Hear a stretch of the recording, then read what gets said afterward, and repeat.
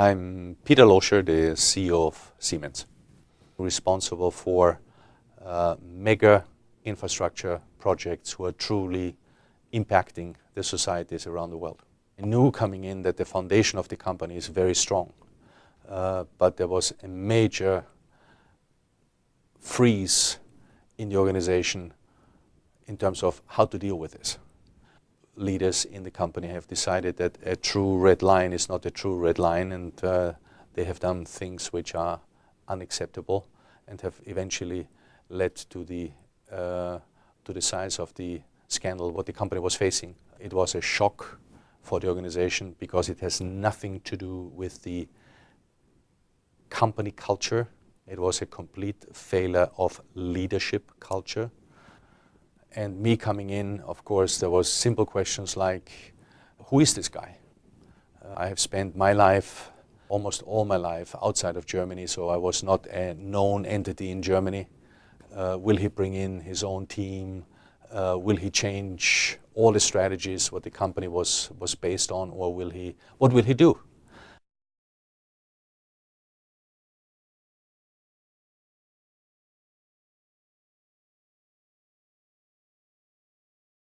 So for me, I had to tackle a number of issues very quickly. The first one, how to handle the bribery scandal and as quickly as possible resolve it. The most important thing was being immediately visible in the organization around the world and break with the habit that the CEO is primarily there to be visible at the headquarters. And so I had a massive traveling around the world.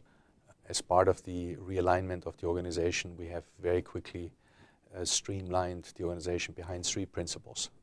One was closer to the customer, faster decision making, and alignment of responsibility and accountability. We introduced a major SG&A program.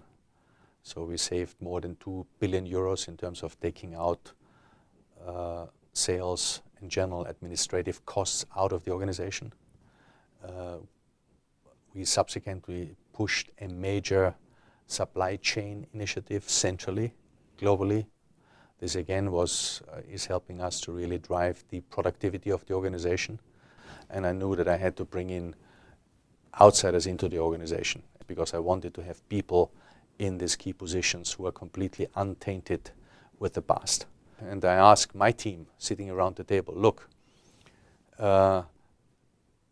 we have to decide as a leadership team who is responsible for more than 400,000 people, how we would like to run the company going forward. I want to run this company differently. And now we have two options. One, we do it ourselves as a leadership team, or we ask a consultancy to come in and develop together with us the structural options what we have.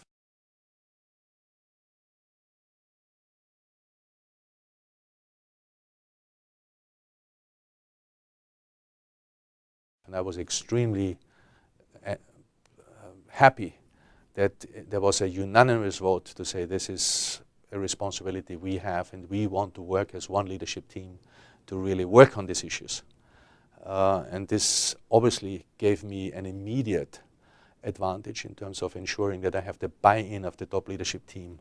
And we ended up with making the decision-making process all the way up into the board, the operational responsibility, and then implemented the CEO principle.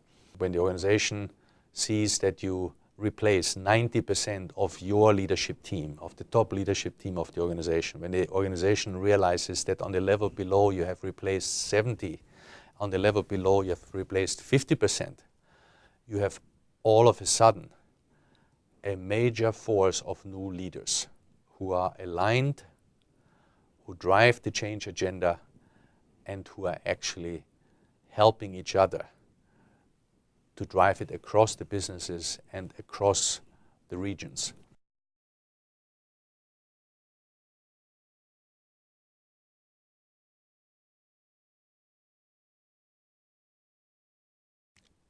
If I would have to do the same thing again,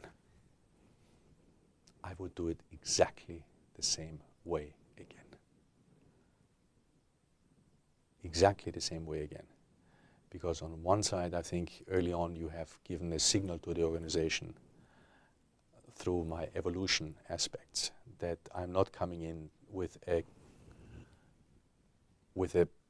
pre-cooked cookbook how I would like to make the changes, which was very important. The second one is that the change process owned by the top leadership team, as we have jointly decided we will work on this together. We have worked days and nights, past midnight, in discussing all the changes together. This helped enormously to glue the top team together.